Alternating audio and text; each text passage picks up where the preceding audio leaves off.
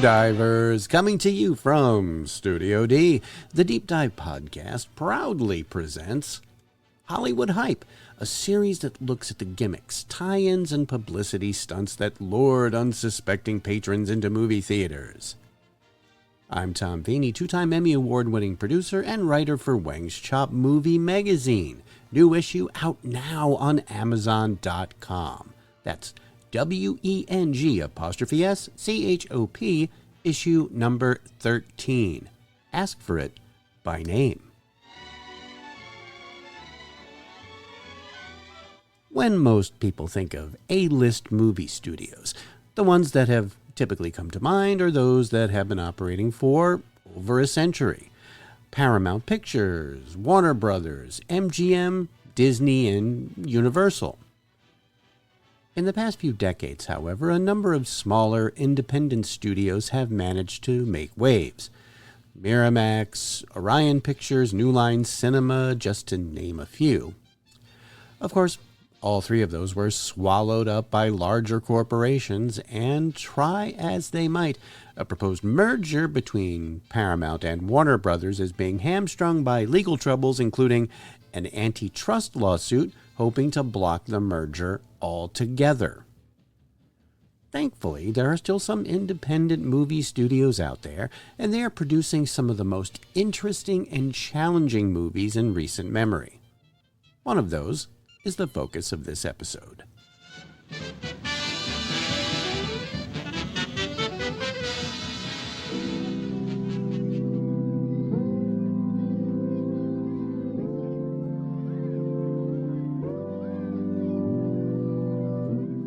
The rise of A24 is one of the more interesting stories in modern Hollywood, a distributor that became a full-blown studio, and something of a prestige brand for filmmakers. Before we get there, however, let's get our terms straight. What is the difference between a movie studio and a distributor? Well, in a nutshell, a studio is primarily a production entity. Its core business is financing, developing, and physically making films. Hiring writers, greenlighting scripts, hiring directors and the cast, running or renting production facilities like sound stages, backlots, post-production, and overseeing the film through to a finished product. Studios often own or control the intellectual property associated with the film, and many maintain long-term relationships with talent. A distributor, on the other hand, handles getting the finished film to audiences. That means negotiating with theater chains for screens and release dates, deciding release strategy. Is it going to be a wide release? Is it going to go to film festivals? Is it going to go to streaming, etc., etc., etc.? And there's marketing and advertising campaigns to handle as well. Now, distributors take a percentage of box office revenue, or sometimes a flat fee, in exchange for this work. Where it gets a little confusing is that the major studios act as their own distributor, while smaller studios must sell their movies to a distributor to manage. Now, it's not often that a distributor graduates to being a full-fledged studio, and that's where our history lesson begins. A24 was founded on August 20th, 2012, by film veterans Daniel Katz, David Fenkel, and John Hodges. The company's name has a unique origin, and it's one you couldn't possibly guess unless someone told you, which I am about to do. It's named after the Autostrada A24 motorway in Italy, which Katz was driving on when he decided to found the company. Now, A24 started out purely as a distribution company. Its first theatrical release was Roman Coppola's A Glimpse Inside the Mind of Charles Swan III, and that came out in 2013. No, I never heard of it either. You're a big fake liar. You're incredibly irresponsible. You don't listen. You're crazy. You're selfish. You're not the only person, Charles. thought it was different with her. And then, poof. I don't want to be with you anymore. I can't concentrate. I think of her every minute. Whoa, zing, rewind. What did you do? She said she didn't want to be in the drawer with all the other girls. Well, obviously, I totally agree with that. I'm lost. I have no idea what we're talking about. Look at that. Howdy, ladies.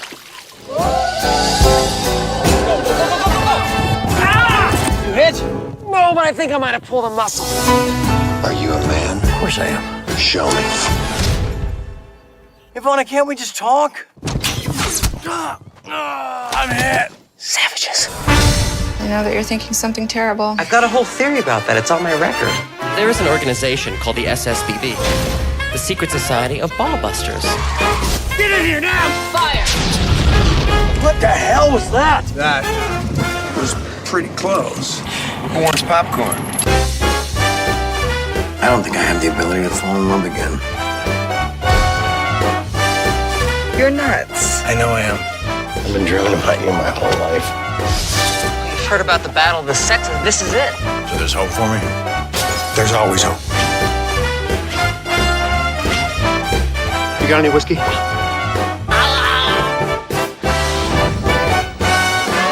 All right, this gonna hurt.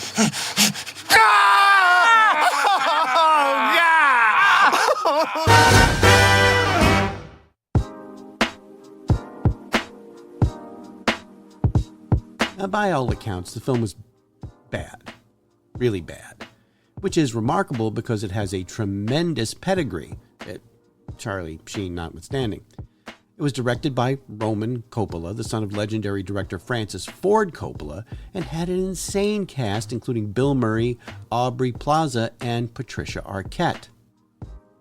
To say the film did poorly at the box office is something of an understatement. It opened in 64th place and grossed $12,000. Yes, $12,000. I mean, sure, it was only in 2 theaters, but it only made a total of $45,000. Critics hated it, and it hovers at around 16% on Rotten Tomatoes. Not an auspicious beginning for A24, but you got to start somewhere. Now, their next 2013 release was the one that established A24 as a serious distributor. It was a strange film by an even stranger director. Good morning, sunshine. Wakey, wake. Shine, little bit. Where's the money? Money. What? You know what? All I know is I'm not going to sit here another day. Spring break. How are we going to get enough money? I don't in know. time? We're the only ones still here. Spring break. Tired of seeing the same thing. Spring break. It's our chance to see something different. Spring break. Just get that cash. Pretend like it's a video game. We can do this. Spring break.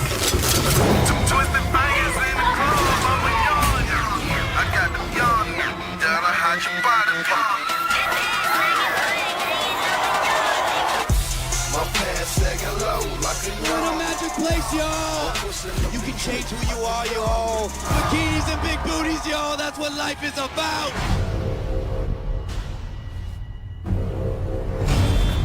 Who are you? My name's Aileen. Why are you here? I saw y'all in there. You like nice people. Come on, y'all. Why acting suspicious? I knew y'all was special from the moment I saw you. It's written on your faces. Because I just have a really, really bad feeling about this. Let's cause some trouble now. Break, bitches!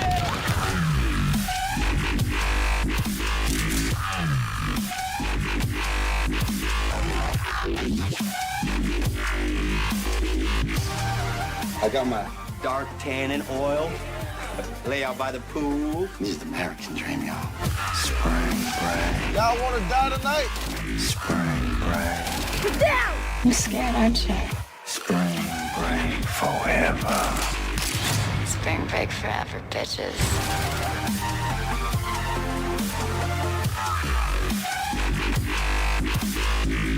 My loneliness is killing me, and I must confess, I still believe.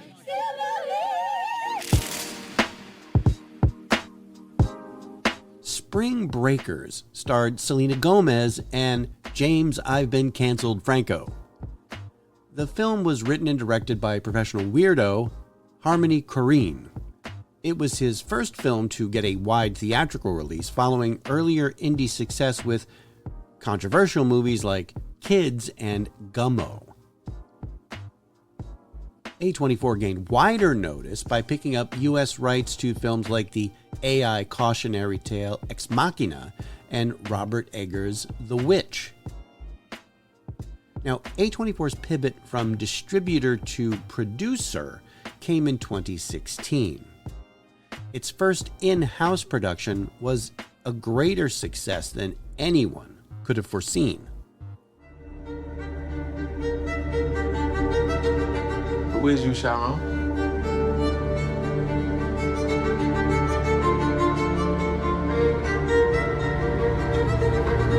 For a long time, try not to remember. Try to forget all those times. At some point, you gotta decide for yourself who you gonna be. Can't let nobody make that decision for you.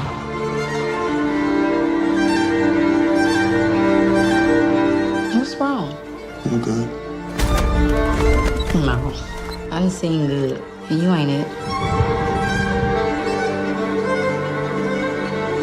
Remember the last time I saw you?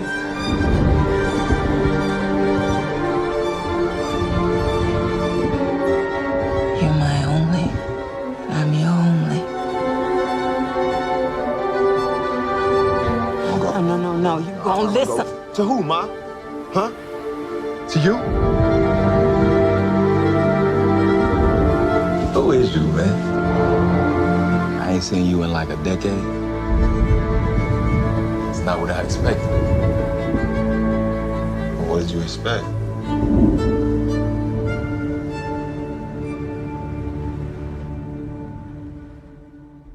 Moonlight won 3 Academy Awards: Best Picture, Best Adapted Screenplay, and Best Supporting Actor. A remarkable achievement for a studio only 3 years after its founding. Now, 2018 was a major turning point for A24.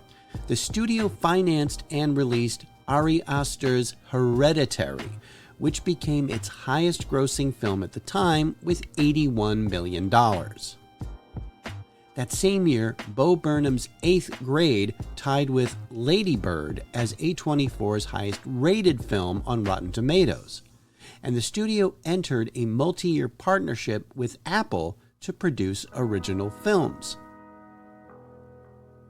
The company also expanded into television, producing Euphoria in 2019, picking up numerous Emmy nominations and wins, including for star Zendaya.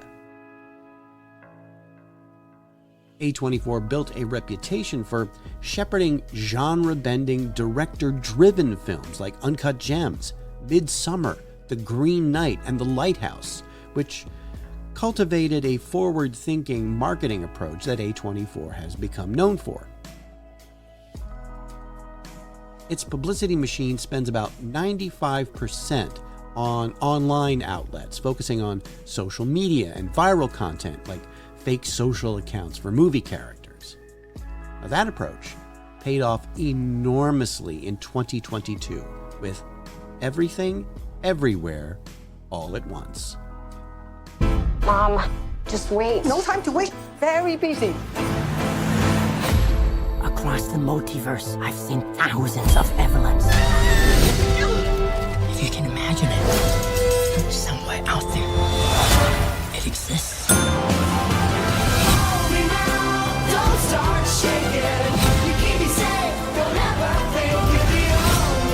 The universe is bigger than you realize. You think this is funny?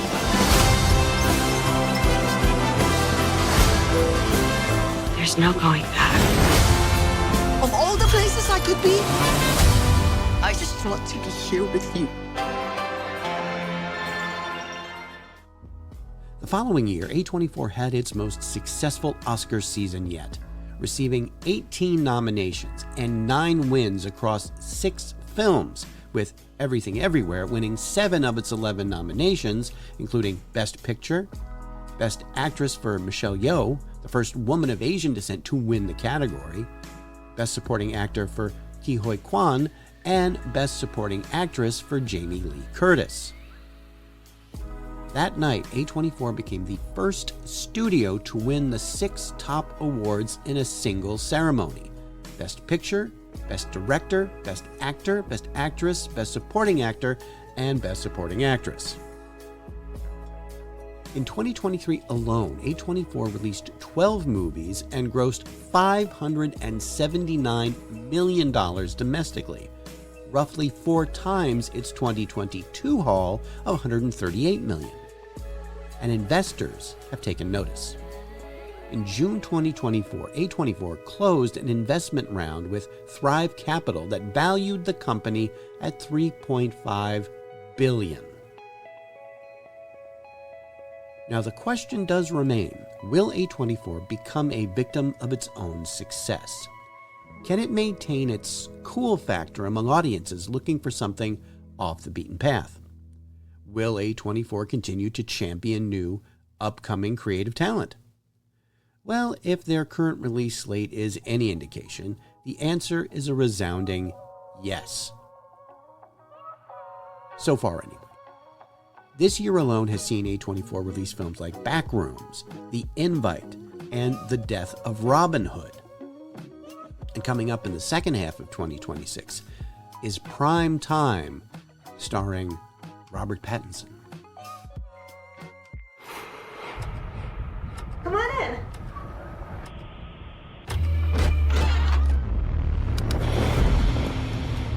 Are you sure your parents aren't home? I'm sure. Big night planned. Who are you? Why don't you have a seat right there? I'm Chris Hansen with Dateline NBC, and we're doing a story on adults who try to meet teens online. You see how this looks, right? I don't really like your show, but America loves it. So I need to move you to Catch a Predator, 9 p.m. prime time. Gonna be bigger than Lost. My name is Dan Plum. Do you know what you're auditioning for? So you are playing a 13-year-old? Is there time for a rehearsal? We're gonna shoot the rehearsal. Come in. They're gonna love this. Predator has never earned the recognition it deserves. I want something that matters. No more bottom feeders. I want a whale. Don't you ever just want to bleed them? Maybe what I do is a little worse. This could be our greatest segment yet. Barbara? We're going to him. We don't do that. They come to us. I don't understand what I'm doing here. What you're doing is more than acting. You're cleansing the world of an ancient evil. Let's catch us a predator. Who gave you permission to do this? You have no plan. I have to put him on television. You're gonna be so proud of me. I don't want to be a bad person. Your definition of bad and my definition of bad are vastly different.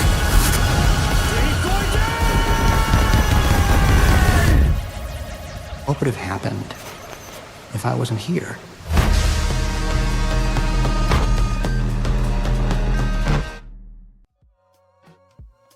Primetime looks terrific and could be another Oscar contender. Maybe Robert Pattinson will finally get that Oscar nomination he was cheated out of for Twilight. Well, there's been industry chatter the last couple of years about whether A24's rapid upscaling risks diluting their very identity, the secret sauce that made it famous in the first place. So, does A24 risk becoming the kind of studio it was founded in reaction against? Well, once again, as of right now, it doesn't look like it. The motion picture industry and, yes, movie lovers need studios like A24 to push the cinematic envelope, especially with the ongoing consolidation of mainstream media outlets threatening to homogenize what we see and hear.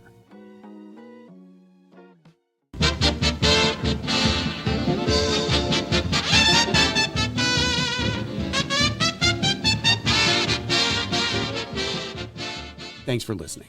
If this is the first time you've heard this podcast, check out our past episodes available on almost all podcast providers and subscribe so you don't miss a single one.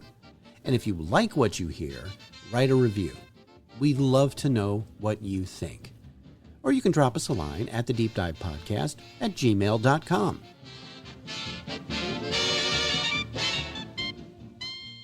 All clips used in this podcast are meant for educational purposes only and not to infringe on existing copyrights. Hollywood Hype is part of the Deep Dive Podcast family and a production of Automaton Studios.